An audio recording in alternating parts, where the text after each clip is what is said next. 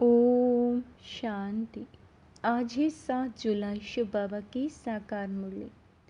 आज बाबा कहते हैं, मीठे बच्चे, अर्थ सहित बाप को याद करने से तुम्हारे पाप नाश होंगे, आत्मा पतित से पावन बनेगी। नंबर 1 सब्जेक्ट है याद की। प्रश्न, मनुष्यों की अर्जी क्या है और बाप उस अर्जी को कैसे पूरा करते हैं?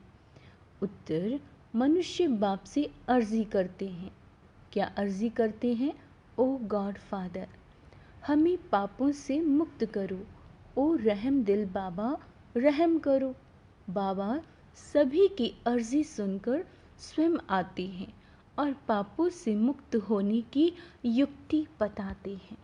बच्चे, तुम मुझे याद करो। सिर्फ बाबा की महिमा गाने से कोई फ़ायदा नहीं, चरित्र गाने नहीं है, लेकिन राजयोग सीखकर चरित्रवान बनना है। आज बाबा ने क्या कहा कि बाबा की महिमा के गीत गाने से चरित्र गाने नहीं है, आपको राजयोग सीखकर चरित्रवान बनना है। गीत है भोलेनाथ से निराला। ओम शांति। यह महिमा किसकी सुनी? भोलानाथ जो बोलते हैं, बिगड़ी को बनाने वाले की, आदि मध्य अंत की नॉलेज सुनाने वाला वह ऊंचे ते उच्च है। जब कोई समझने के लिए आते हैं तो हमेशा उनको पहली बात समझानी है। क्या समझानी है? कि ऊंचे ते उच्च भगवान गाया जाता है। ऊंचे ते उच्च उनका नाम भी है। ऊंचे ते उच्च उनका ठाव यानी रहने का स्थान भी है। ग्रंथ में भी है, ऊंचा जिसका नाम, ऊंचा जिसका ठाव, ऊंचे ते उच्च रहने वाला परमपिता परमात्मा, वह है निराकारी दुनिया, जहाँ निराकार परमपिता परमात्मा रहते हैं। फिर नीचे है आकारी और साकारी दुनिया। तो पहले पहले परिचय उनका देना है। परमपिता परमात्मा तो है ही ट्रुथ, वह है रचयिता। फिर है उनकी रचना, ऊंचे ते उच्च बीज रूप। फिर उनके नीचे सूक्ष्म वतनवासी ब्रह्मा विष्णु शंकर। बाबा कहते हैं वो है रचना, रचयिता सबके ऊपर हैं। वह रचयिता है बाप, बाकी है रचना। सब एक परम पिता परमात्मा की संतान हैं, इसीलिए हम आत्माएं सब भाई भाई ठहरे।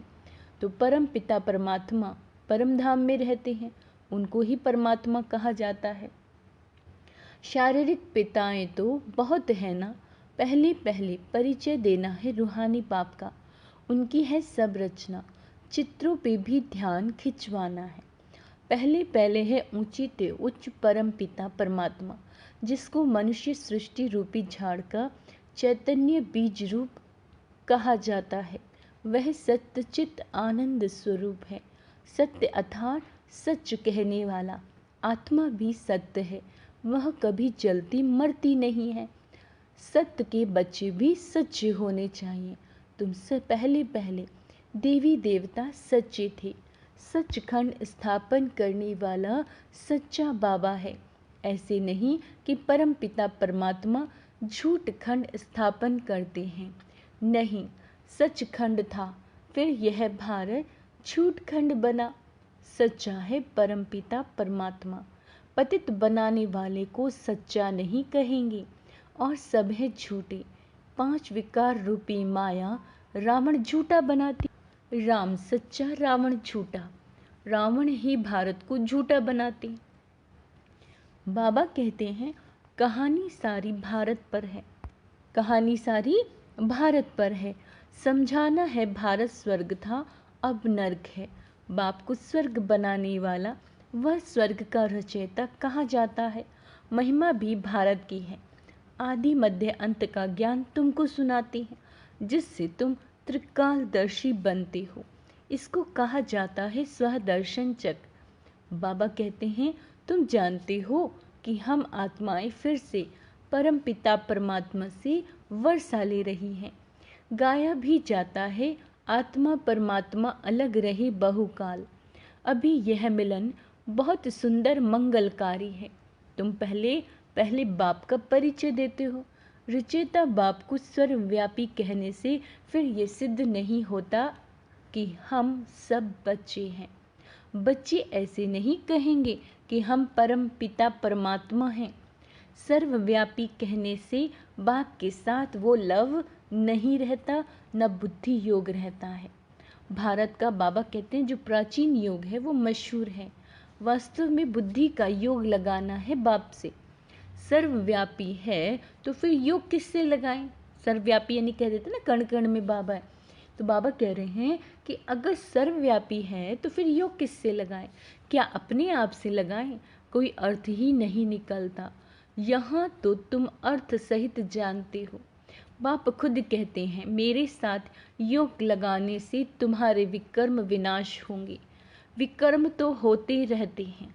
क्या कह रहे हैं बाबा? विकर्म तो होते रहते हैं। संपूर्ण कर्मतीत अवस्था अंत में होगी। जब ज्ञान का अंत होगा, देखो बाबा ने क्या कहा है कि जब ज्ञान का अंत होगा तब संपूर्ण कर्मतीत अवस्था होगी, तब रिजल्ट निकलेगी। अब बाबा कहते हैं स्कूल में भी कोई किस सब्जेक्ट में तीखे जाते हैं, कोई किसी में तीखे जाते हैं। सहज सब्जेक्ट है यादगी। बाप को याद किया जाता है, याद से फिर आत्मा अच्छी होगी, बर्तन साफ होगा। आत्मा जो इम्प्योर बनी है वह प्योर बनती जाएगी। ऊंचे ते उच्च बाप आकर पढ़ाते हैं और ऊंचे ते उच्च पद प्राप्त कराते हैं। तुम मनुष्य से देवता बनते हो। समझते हो कि बरोबर आदि सनातन देवी देवता धर्म था, उसको हिंदू नहीं कहेंगे।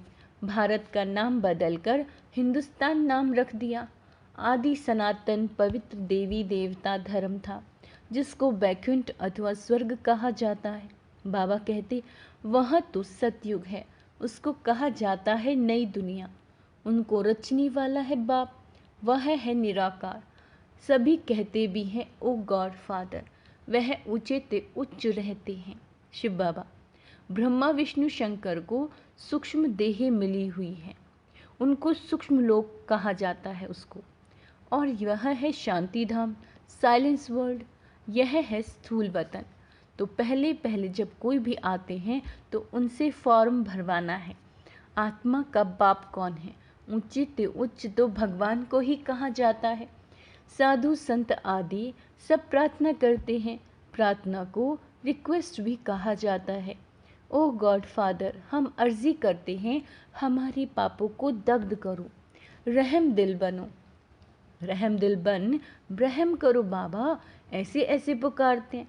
रहम सभी तो नहीं करेंगे, सब पर रहम करने वाला तो एक ही बाप है। सर्वदया, सर्वदया कहते हैं ना। अब वह क्या करते हैं, कितने पर रहम करते हैं? बाबा कहते वह भी ड्रामा में नूंद है। इस समय जो कुछ चलता है उनसे तुम भेंट करते हो। गीता भागवत में यह बातें नहीं हैं। गीता है ज्ञान, गीता है ज्ञान, बाकी चरित्र आदि के कोई दरकार नहीं। स्टूडेंट टीचर के चरित्र गाते हैं क्या? मास्टर की बैठ महिमा करने से कोई फायदा नहीं है।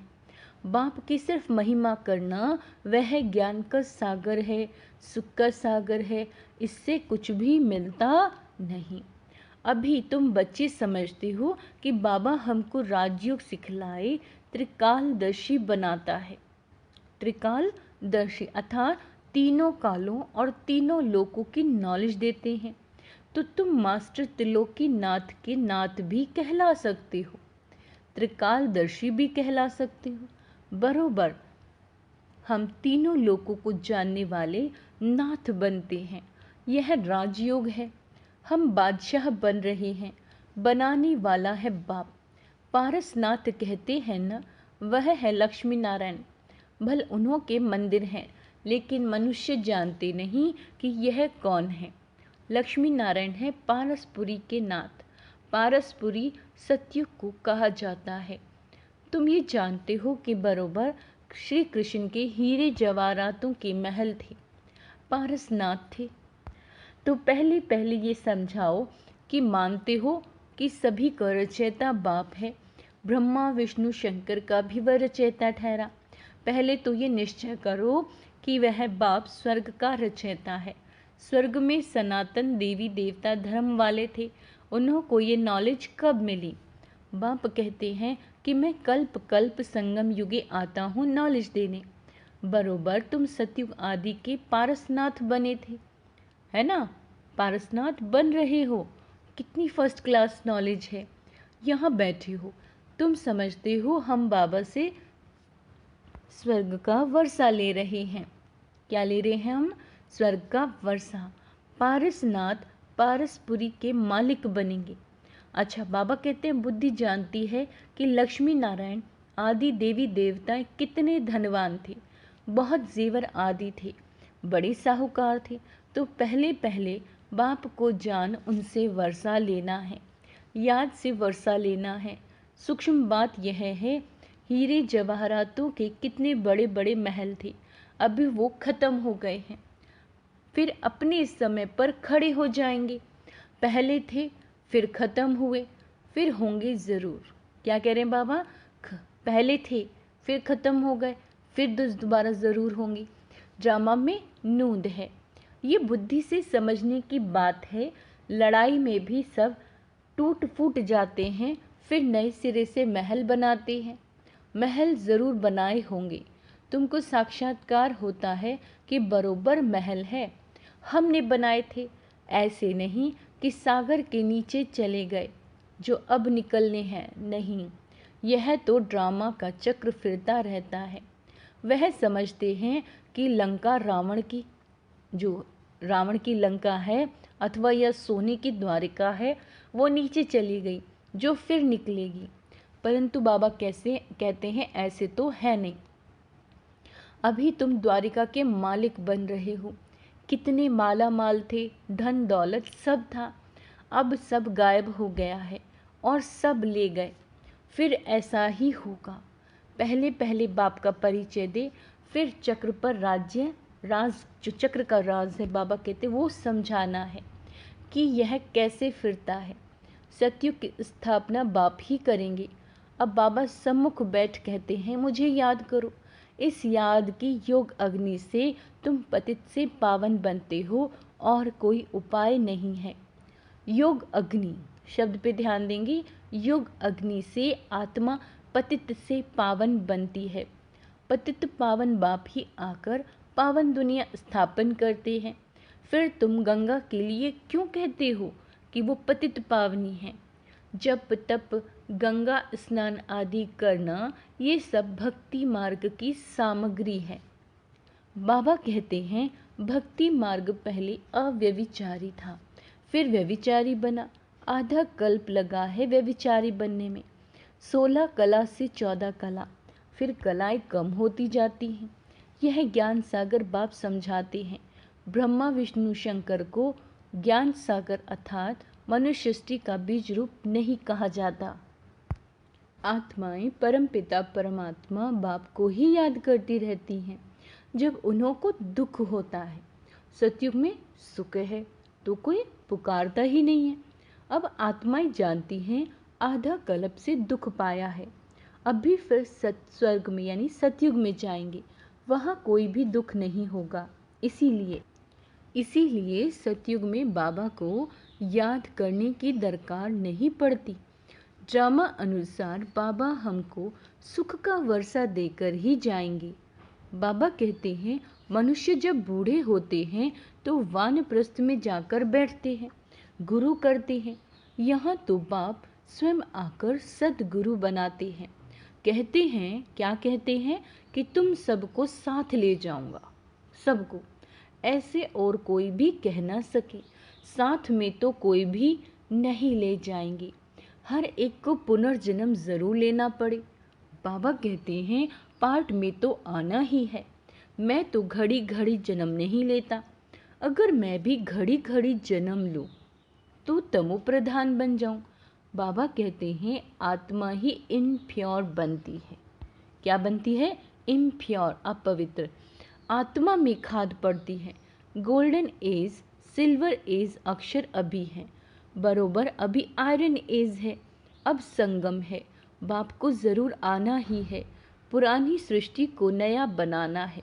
ये बाप का ही काम है। बाप ही पतित पावन है, अर्थात सृष्टि को बदलने वाला है। सृष्टि का रचयिता नहीं, बदलने वाला। रचने वाला कहने से मनुष्य समझते हैं बड़ी प्रलय होती है। पतित पावन अक्षर ठीक है। बाबा कहते हैं साधु लोग भी गाते हैं पतित पावन सीताराम। ऐसे तो कभी नहीं कहते कि पतित पावनी गंगा। पतित पावन कहने से बुद्धि परमात्मा की तरफ चली जाती है। गंगा नदी तो वहाँ भी होती है। देखो बाबा ने क्या बताया कि जो गंगा नदी है वो वहाँ भी होती है, परंतु वहाँ सब चीज़ें सतु प्रधान हो जाती हैं। गंगा भी सतु प्रधान, यहाँ तो तमु प्रधान है, फ्लड्स कर देती है, गाँवों को डुबो देती है। ब्रह्मपुत्रा कितने गांवों को डुबो देती है। यह है ही दुख धाम। सतयुग में थोड़े ही दुख भोगेंगे, वहाँ तो कायदे से अपना रास्ता लेकर चलेंगी। बाबा कहते हैं यहाँ रास्ता छोड़ देती हैं, कभी किस तरफ चली जाती हैं। वहाँ 5 तत्व सतु प्रधान होने के कारण जल भी कभी दुख नहीं देता, यहाँ जल भी दुख देता है। पहले तो यह समझना है कि स्वर्ग का सुख देने वाला कौन? ज़रूर बाप ही होगा। अभी तो नरक है। बाबा आया है, हम प्रजापिता ब्रह्मा के बच्चे, ब्रह्मा कुमार कुमारियां हैं। प्रजापिता ब्रह्मा हो तब नई सृष्टि रचे, मनुष्य से देवता किए। किसने कहा? परमपिता परमात्मा ने। श्री कृष्ण तो स्वयं देवता है। बाप ही आकर मनुष्यों को देवता बनाते हैं। यह तुम अभी जानते हो। आगे तो सिर्फ गाते थे मनुष्य से देवता किए, जानते नहीं थे कि सतयुग किसने स्थापन किया, रचयिता कौन है। सतयुगी सृष्टि फिर कलयुगी बन जाती है। बाबा कहते हैं तो तुम बच्चे समझ गए हो कि यह बड़ा मांडवा है आकाश तत्व का, इसमें खेल होता है। ओपन स्टेज चाहिए ना। मनुष्य पाठ बजाते हैं तो रोशनी भी चाहिए। इसके लिए फिर सूरज चांद सेवा करते हैं, सितारे भी चमकते हैं।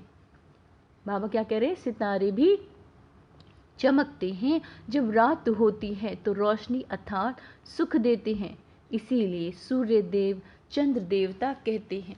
रोशनी आदि का सुख देते हैं ना।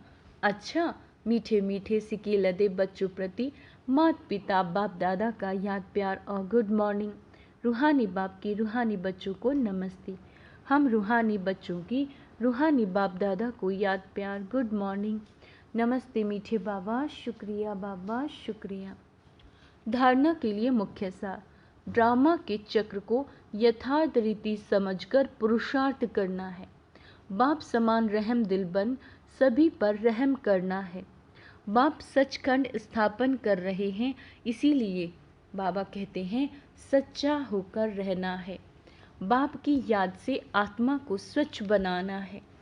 वरदान, सेवा की भावना द्वारा अमर फल प्राप्त करने वाले सदा माया जीत और रोग से मुक्त भव। क्या कह रहे हैं बाबा? सेवा की भावना द्वारा अमर फल प्राप्त करने वाली सदा माया के रोग से मुक्त भव।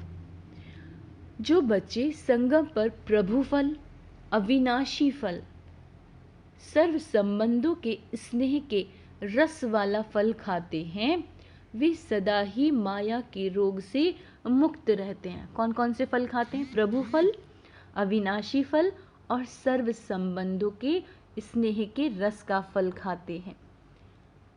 और फल तो सतयुग में भी मिलेंगे, कलयुग में भी मिलेंगे, लेकिन सेवा की भावना का प्रत्यक्ष फल। कौन सा फल बताया बाबा ने?